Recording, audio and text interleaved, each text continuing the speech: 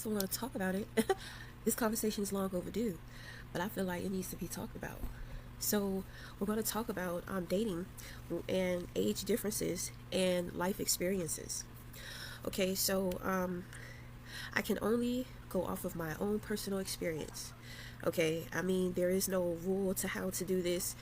Sometimes I sit back and, I have to think on things when it comes to, when I've had situations with dealing with younger men. Okay, but we're going to start off first with dating individuals older than me. And I've dated a woman that was older than me too. Okay, so for one, let me get comfortable. Get comfortable, babe. um, well, for one, when my mother was younger, she was dating older guys too, and I mean, her mother didn't have a problem with that either. So when I was younger and I would tell my mom, about guys that I dated that were older, it's kind of like my mother had a natural understanding. A lot of people look down on stuff like that, but I was really grateful that my mom had a lax perspective and there was a relevance there.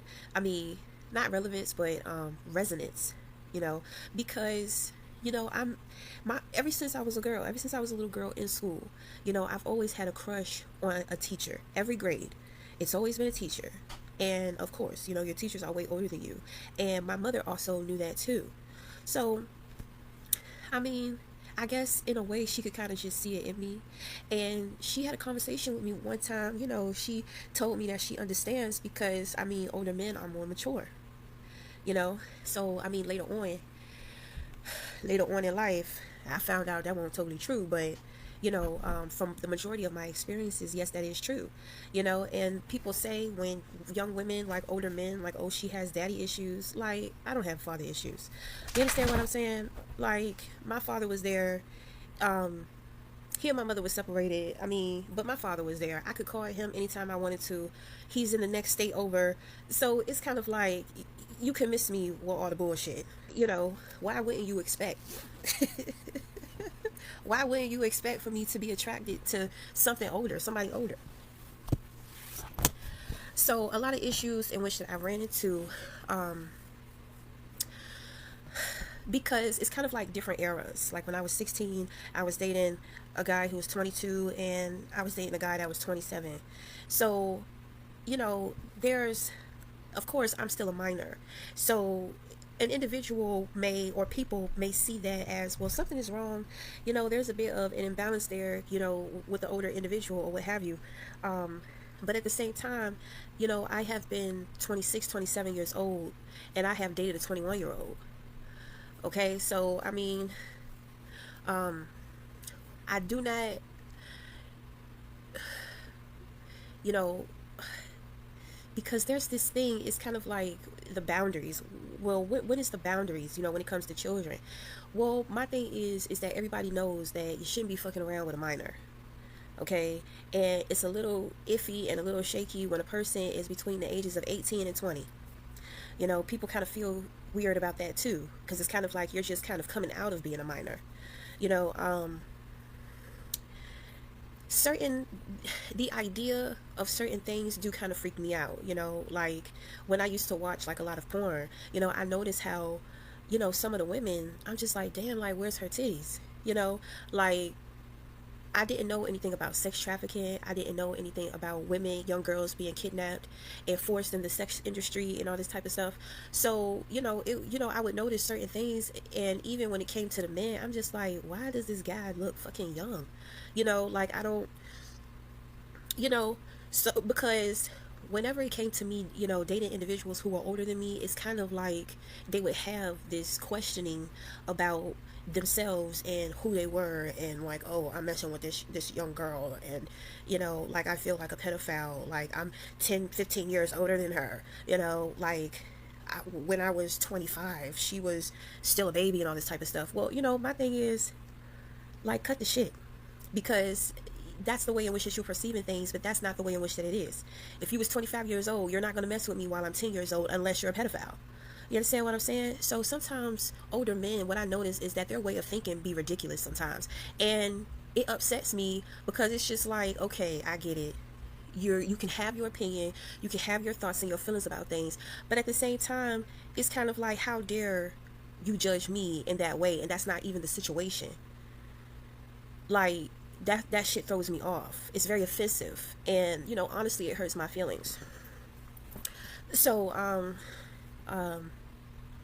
so I've kind of just always had this bouncing in between. I'm open minded. I'm not that open minded to be messing with no children, but I've been open minded because it's always been either my age or way older.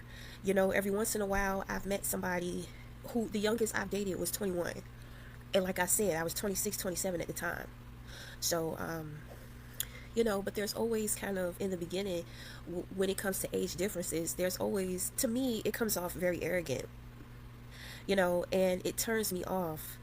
And it's kind of like an older man will experience me, and when they start opening up and start talking more and saying the things in which that they're really thinking about, it's kind of like, I don't have time for the silly shit.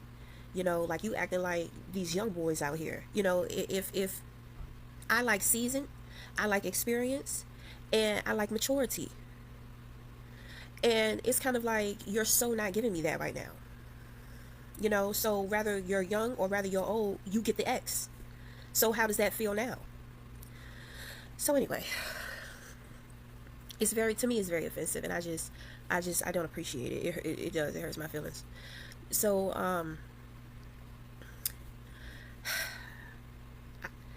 I I I am kind of a little embarrassed to tell you the oldest that I've dated.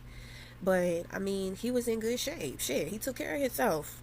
He inspired me. And I mean, with dealing with this guy is when I realized, age is nothing but a number.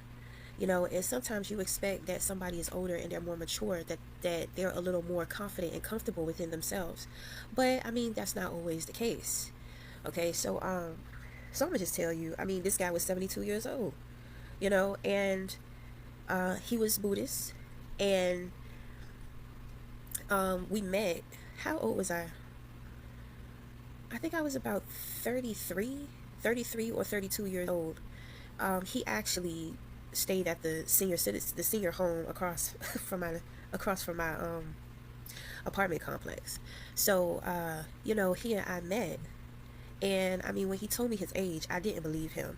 I would see him from time to time. Before I moved out here, I had actually ran into him 5 years ago, and he was spreading the word on Buddhism.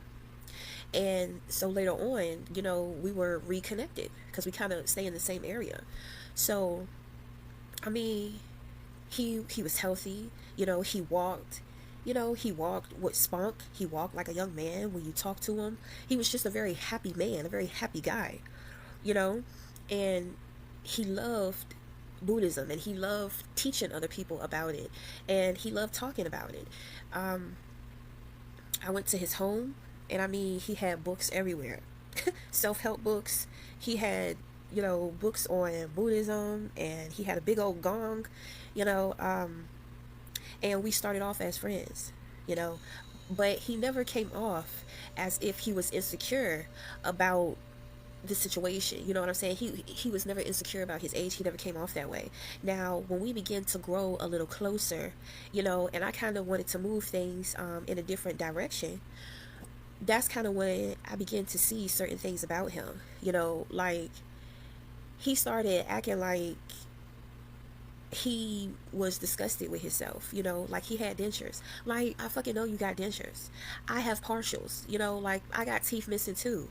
That's a natural part of life. Like, your teeth are not supposed to your teeth are not supposed to fall out. I actually met a woman. She was 86 years old, honey, and her teeth was perfect. I mean, she ain't have no work done on them teeth. You could tell them teeth was natural, right? Because they was kind of, they was kind of crooked, but you could just tell she took good care of her teeth. I was like, damn, like, that shit fucked up.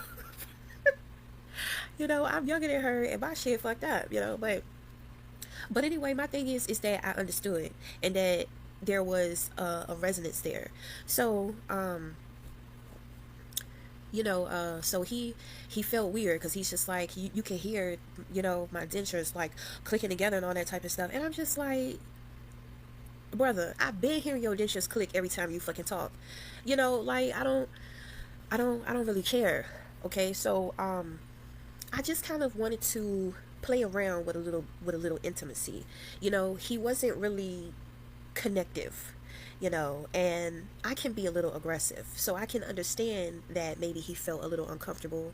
Men have a hard time when they're not in control, and my thing is that, you know, you be moving shit too slow, I'm not trying to be fast, but at the same time, it's kind of like all we have is time.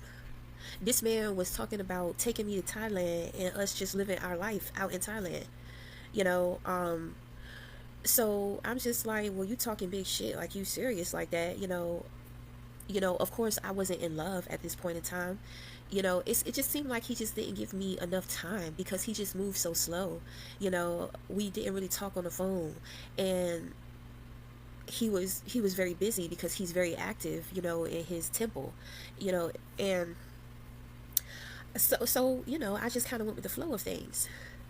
But I remember I'm just about to kick it up a little bit. So I took my shirt off, and I took my bra off. And I mean, he just sat there and he was just like talking to me as if he was nervous. So I'm just like, okay, he's nervous, but you gonna have to get over the nervousness, right? So we had a conversation. I was just like, well, I mean, what is it? Are you not attracted to me? Like, what's going on? So the thing is that he actually wanted me to initiate more. Now my thing is that, I'm I'm somewhat of a dominant woman, but not really. I come off that way, but I'm really not. But especially when it comes to situations dealing with intercourse, like, I want to be dominated. If my partner wants me to dominate them, then that's fine. But in my mind, this is where I want to be able to let go of control. So, that was kind of weird because he more so wanted me to take control, but I could just tell he was not comfortable within himself. So, um, I canceled everything and we had a conversation. And I like to talk. I like to communicate. I'm going to ask. I know, like, men don't really like a whole bunch of questions. Babe, I'm going to ask you questions. I'm going to ask you questions. And some of these questions may be very uncomfortable. I have no problem with having uncomfortable conversations. So I opened up the conversation with, are there certain things going on with your genitals? I mean, because he's so spunky and he was so sporty, and he was constantly always on the go. So I'm just like, you know, I mean, if it's an issue, then you need to say something. So I opened up the conversation. So he's just like, I want you to take me to the doctor and I want you to talk to the doctor. And I'm just like, okay, you want me to talk to the doctor about what? So he tells me just about how we can figure out a solution. I said, so you don't take the pills? He was just like, no, and I haven't had that type of contact, um, and which he was full of shit because I later found out some other stuff. So he's just like, I think that you should be there. You need to be there. I also have situations going on to where I have to have surgery, around my growing area. So I'm just like, can you just tell me what's going on? Like, stop fucking with me. Stop playing riddles. Stop giving me these riddles. You need to tell me exactly what's going on with you. But we never got anywhere in that conversation, and I got annoyed, and I didn't want to take it out on him. So I told him that I would see him later and we would talk again. But when I went home and thought about it, I'm just like, he is acting so fucking childish. You understand what I'm saying? Like, we have already passed certain barriers and milestones. Like, I'm not really understanding too much. Why aren't you taking care of you and things going on with you on your end? You understand? Why do I have to go to the doctor and ask them about fucking Viagra for you? You are the one who needs it. You are the one who wants it. You understand what I'm saying?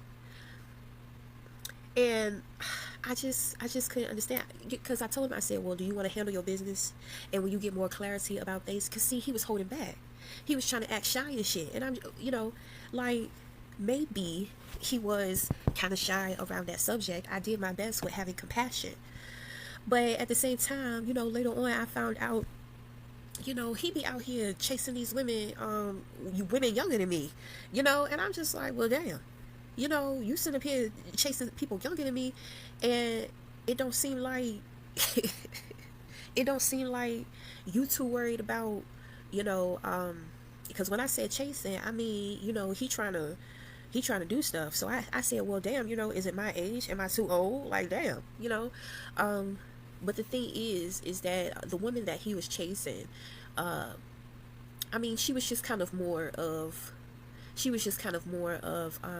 his preference.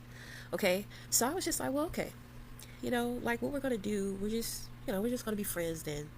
I appreciate the experience, or what have you. I didn't know that I was capable of having those feelings for someone, that age, you know, and I didn't know that I could openly communicate, about certain things that, you go through when you get older with dealing with your body, you know.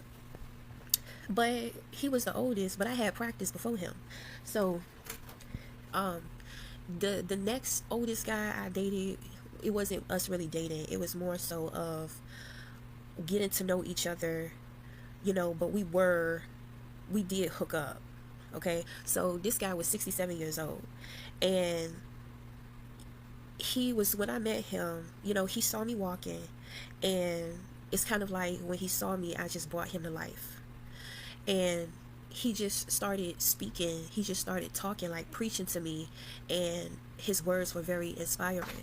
And so, he tells me, I don't know why I said that to you, but he said, you just inspire me. So what is your name?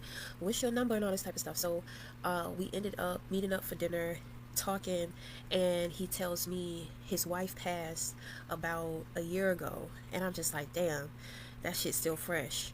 So I knew immediately, I said, he needs a friend. He doesn't need somebody. You see, he had dated a couple of younger women before me.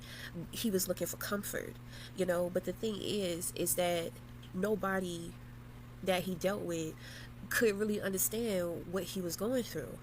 you know I don't know what it's like to lose a partner. I don't know what it's like to be married to somebody for a long time and lose them. But my thing is that I can't imagine that just losing anybody, especially somebody that you love and you spent this life with, it's pretty devastating, and it can be hard to adapt, to moving on with the rest of your life. So, I tried to take things as slow as I could, but he was kind of moving fast. So I was just like, well, okay. The issue that I had with him and that I noticed about most older men is that when it comes to young women, it's kind of like they think that they can roughhouse young women. They think that young women are, like fucking what, brick walls that they can just be rough with. And I told him, I'm just like, you need to be gentle. Um, you see, in dealing with older men, they are into, they're into more things intimately. You know, um, when you deal with young guys, it's kind of like stay away from the butt. But when it comes to older men, they be ready to open that shit up for you. You see what I'm saying? So that shit true. Um, so you know, so the my experience with him was different and enlightening, but then we kind of ran into issues because I think he really started to develop feelings for me.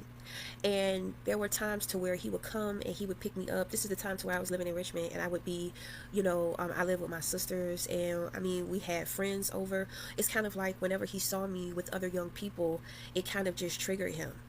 Like, then he began to compare me to the women in which that he dealt with later, earlier before me. You see, these women weren't compassionate. Like, he would tell me, he told me a story about a girl who would come over his house and just sit in his chair and be on her phone the whole time. So I'm just like, well, why you didn't say anything? and he doesn't want to be vulnerable. And my thing is that, honestly, he shouldn't have to be vulnerable if he done already said that he done lost his wife. You should already kind of empathize with that a little bit. You know what I mean? You should already kind of be aware of that. But I mean, some people, they're not thinking about that. Some people can't really think past their own needs or themselves. Okay, so I'm just like, damn. I'm dealing with, he just lost his wife a year ago. Then on top of that, he's had some of the most probably cruel experiences dealing with women. Like, I remember one night he was talking about his wife and he started crying, and I began to wipe his tears and I just allowed him to talk. I could tell that that was something that he needed. And I would tell him, I'm just like, you can talk about your wife anytime.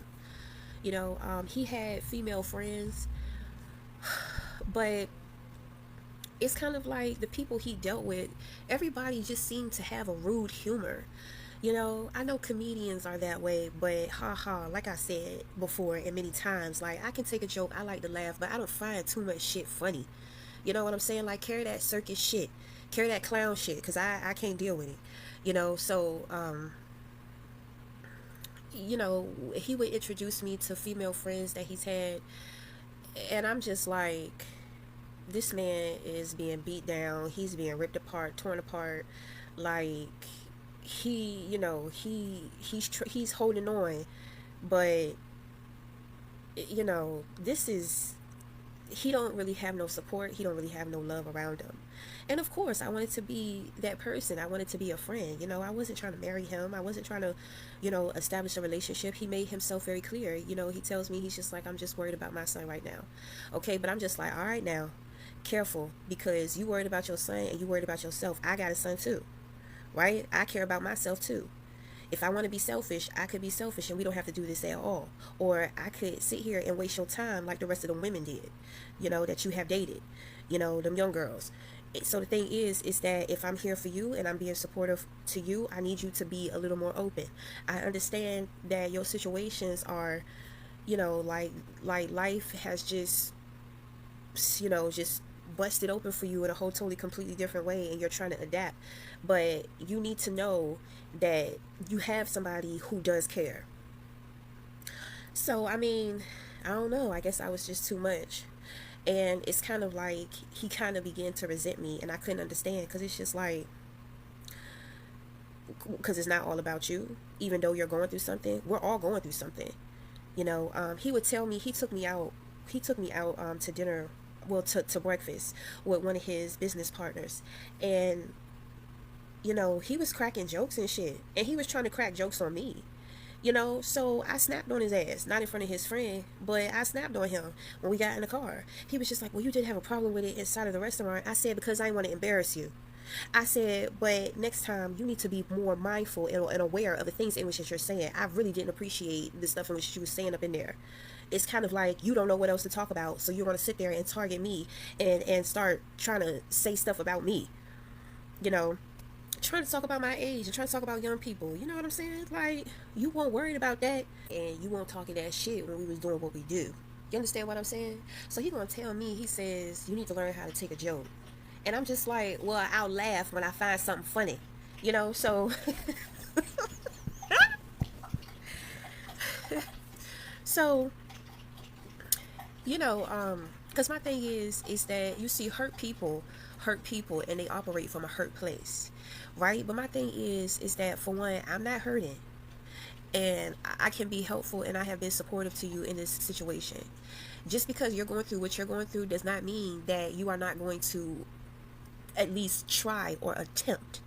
Okay, so later on I began to realize and figure out how psychologically abusive he was, which because we had spent some time apart, and I guess he resented me for our time apart. But the thing is that one day he was very rough with me and I didn't appreciate it, and I just didn't want to see him again. If you can't understand that, if you can't empathize with that, you're not going to abuse me. I'm not going to be your punching bag. Like, well, he didn't hit me. He was just rough during intercourse, and I just didn't appreciate it. So, and I talked to him about it. It just kind of always seemed like he looked at me as if I was like whining about stuff. But it's like, stop faking and fronting, because your ass is hurting on deep on the inside, and you know that I know. And I'm trying to be here and to support you and help you during this time. I don't care how old the fuck you are. You need to respect me and appreciate me. And stop being so conflicted in your thoughts about how you feel about me. I ain't like them other bitches you was fucking with. But anyway, I let that situation go. So, um, who else? Who else? Who else? It's just sometimes, older men, when it comes to younger women, they can just be arrogant in the way in which they think, and I can't, it just burns me on the inside. There's a lot that I could judge you for too. I don't care how much fucking money you got. I don't care how much fucking success you got. Just you trying to judge me off of the rip, off of my age, tells me a lot about you. You know what I'm saying? So it's kind of like, don't go there. Don't start off ugly, because it can get ugly. But anyway, there was another guy. Now, me and this guy, we were friends. We were friends. There, he was actually going through something in his life that I had already been through. So he was living with his brother. You see, this guy, he's always had people around. He's always lived with someone. I believe I want to say he was about 67. And I met him in the park. Actually, I was jogging. This was the very first time I met him. I was jogging, and he was in my way on the sidewalk. So, when I ran up on him, I tapped him on his shoulder, and I was running on this side. And he got scared, and he was just like, "What?" Right? So, later on, he ended up finding me hanging out in the field. I was doing my grounding, doing my healing, having my prayer session to myself. And that's when we started to talk. That's when, we started to hang out. So he builds houses. He's had a lot of experiences throughout his life. He used to be a merchant seaman. He was also an electrician. He told me, he had a situation to where this guy, he was in a car accident, and he was, driving in the car, and when they got into the accident, the car was totaled and the car flipped. And he said that the seatbelt decapitated this guy's head, and his head fell in his lap. So I was like, oh shit, that's very traumatizing. He told me that as a merchant seaman, something had happened to the boat, and they were stuck out to sea, for like 3 days. He said that he couldn't use the bathroom because he didn't want to attract jellyfish. So there were a lot of things that he was paranoid about, and there were a lot of things that he was he was traumatized. So later on, I found out that he was staying with his brother, and he was telling me how his brother's wife would make him uncomfortable with trying to, make passes at him. Okay, so with him, I'm just like, damn, I understand. And when he was talking to me about it, you can honestly see, the disappointment on his face, and him just not really wanting to be there. So there were times to where we would hang out and we would just sit in his truck. He didn't want to be in the home. So, I would, some days I would sleep out there in his truck with him just to keep him company. We would talk, we would smoke, we would, just kind of, we developed a friendship. He was having a hard time because even though he didn't want to stay and live, with his brother, he was afraid to live on his own too, So, he wanted me to move in with him. But at the same time, when it came to money, because he was very well off, like his family owns a well-known funeral home around here. So, they make money. So, he had money, but when it came to me, and trying to make this happen and then trusting me with money, that's kind of where trust issues arise between us. And I would just tell him, I'm just like, look, you got to make moves in your life for you. You can't be worried about if somebody going to be with you or if somebody not going to be with you. You need to get out of that situation in which that you're in. Like nobody wants to like live like that. So the thing is that I kind of put him in a position to where I forced him to do things for himself. I knew he was going to be upset, but I said, you know what? You'll thank me later. Okay, and he ended up thanking me later because he was just happy to be out of that situation. He didn't like the fact that he was alone. But just like you met me, you can meet somebody else. You can meet another woman. People, there are people out here that need help, that are good people. And if you help them, they'll help you. You understand? So we had separated, and when we separated and we hooked back up, it was kind of like um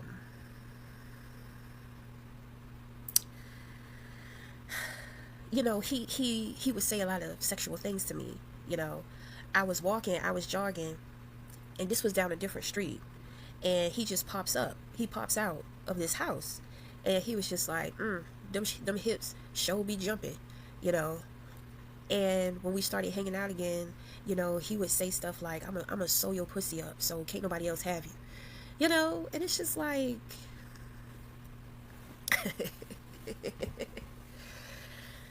I told his friend that he said that. His friend, his friend was just like, he said that? I said, yeah, he said that to me. He said, now he know better than to say something like that. I said, well, you need to talk to him, you know. Because my thing is that he was upset that he couldn't be with me. But the thing is that I was there for you during an important time of your life to where you needed somebody. And that was my purpose. That was my purpose for entering into your life. Because without me, you would have never got out of that situation that you were in. You think by having me as a friend and seeing me every day that is enough for you to be able to endure your situation, but it's fucking not. You need to make a move. You need to do what you got to do. So, that was that. But I mean, should I say more? Because I mean, we can go down the timeline. You understand what I'm saying? But in all actuality, I just kind of wanted to come through and share a little bit of, my experiences. And I just wanted you to understand perception in which that I come from. Okay? This is, I be trying to tell people all the time, do not judge a book by its cover.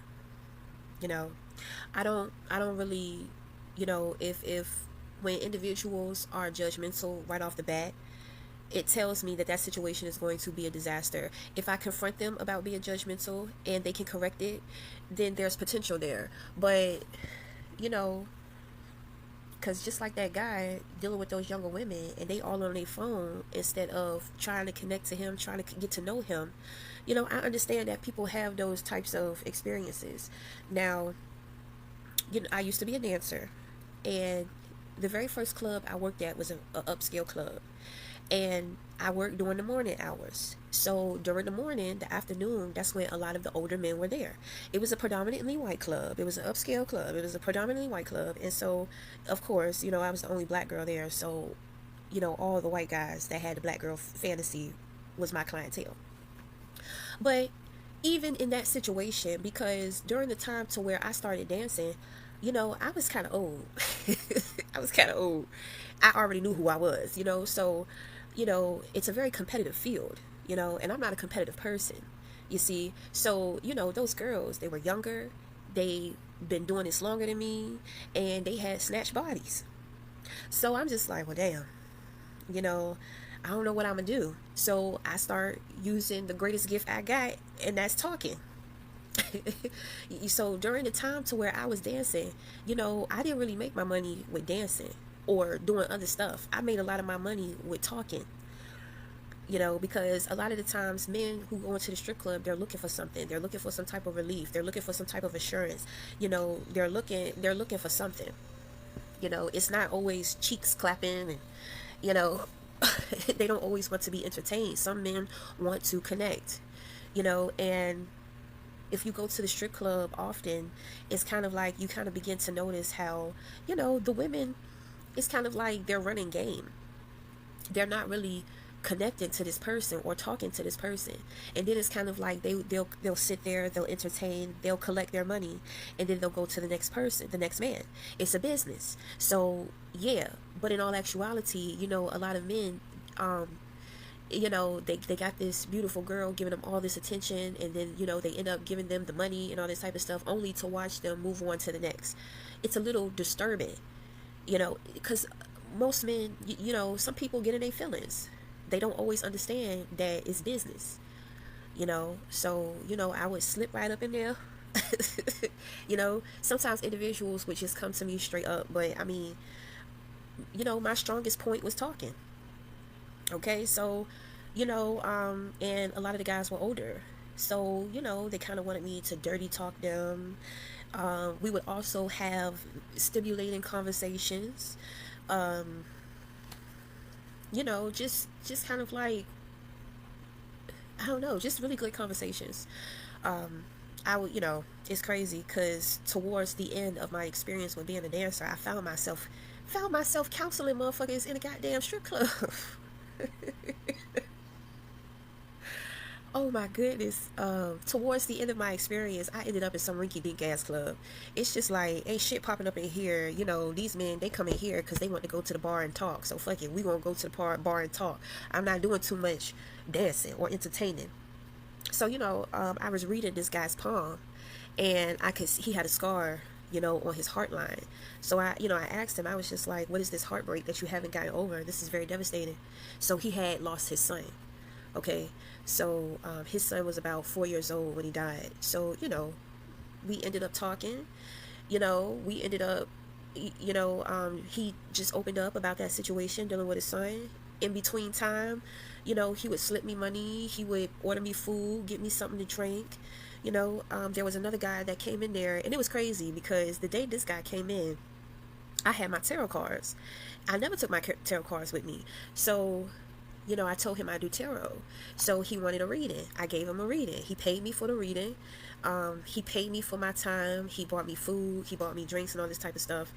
And, he asked me to help him find his mother, but I was intimidated by the task because when we met up, he didn't have anything. He didn't have a memory. He didn't have a clue. He didn't have anything physical for me to kind of get a feel of anything. So I ended up just kind of disappearing. There was a bouncer, and the bouncer, he was just crazy as nails. He was crazy. He always walking around with that. He just would walk around with this AK, I guess it was an AK-7. And his girlfriend was the bartender, and he was crazy about her, and he would get into his feelings. I'm just like, you're highly emotional. You should not be securing and walking around this bitch with an AK-7. You need to go put that in the back, and you need to have like a little strap, because there has been situations to where, men have been flirting with his girlfriend and he just kirked out. But it's kind of like, she the bartender, she at work, you know. So there were many nights that he and I would talk about his relationship with this woman, you know. So I was like, God damn. I was ready to go. So I left. I was ready to go, so I fucking left. I met another guy. And he had actually lost his wife. His family, he actually came from a family that was very well off, and they had inherited like a company, and he was a black guy, and so he liked to take people in certain situations, like struggling situations or hard situations, and put them in positions to where they could make a better living for themselves, so of course he and I began to talk. And once he opened up about his wife and then him having his children, he had two girls, he was taking care of his mom and all this type of stuff like that. It's kind of like, he took an interest in me. He wanted to know a lot about my life at that time, and he wanted to figure out how he could help me. um you know uh the position in which that, well, for one, he wanted me to be his assistant. The most pressure, because I apply a lot of pressure, but the most pressure that I deal with from other people, especially men, is when I have to work under them or when they're teaching me. That's when I find men applying pressure to me, because it's kind of like in a professional setting, you have to have more control, you know, and even if there are things happening or taking place behind the scenes, it's kind of like you can't necessarily mix things. You can't be in your feelings when it comes to professional settings. It's a time and place for everything, so that's kind of where I find the most pressure, because I am not in control the way in which I want to, and then I have to abide by certain rules, and I mean, what I mean, that's really the only time to where, a man has applied pressure to me. Any other time, it's usually me. I don't do it on purpose. I can't, that's just who I am. So, when he told me he wanted me to be his assistant, I'm just like, excuse me, you want me to work with you, like right under you, you meeting me in a strip club, like men are very judgmental. So it's kind of like, I'm not about to sit here and act like you haven't judged me in some kind of way for meeting me in a strip club and seeing that I dance up in here. You understand what I'm saying? So, he starts to tell me, we do car rentals. You'll have a car. If you need daycare for your son, he was just like, I can do all of that for you. I can provide all of that, right? But the thing is that I felt like that was too much control for me to give him, and I just felt too vulnerable, because the thing is that, you know, I when it comes to professional situations, I want to develop foundations of respect first. Like you knowing where I come from and the struggle in which that I'm dealing with, and you're about to sit here and just pull some magic trick and my life is about to change and it's all going to be based upon you. I have no problem with that, but I did not trust him. I didn't trust him. I didn't trust him. So I ended up leaving the strip club and I ended up going to North Carolina to live with my mama. So, I mean, you just, I can't tell you what it's like for an older man to date a younger woman because I'm not an older man dating younger women. And then it's kind of like, it seems like the women that these men have encountered and dated, they ain't like me. So it's kind of like, I mean, I can only share with you my stories and my experiences. But, I mean, we're going to wrap it up there. And until the next time, we'll talk again. Thank you.